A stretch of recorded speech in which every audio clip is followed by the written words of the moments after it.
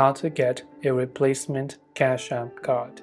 So maybe if you lost your Cash App card and then you would like to get a replacement card, whatever the reason may be, first of all, go ahead and then launch Cash App, just like this.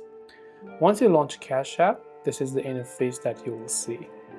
Tap on this little card icon, which you can find from the very bottom of the screen. Here, you will be able to see all of your cash card. So simply select your cash card from here. It looks like a debit card icon. Then select the option Get Card Support. After you've done that, tap on Report Your Cash Card. Then choose the region like card stolen, compromised, or maybe card missing. After that, you can simply follow the on-screen prompts in order to be able to replace your card on Cash App. This way you'll be able to replace your Cash App card. Hope this video helped you out, and if you have any questions, feel free to leave them down below. Thanks for watching and see you soon in the next video.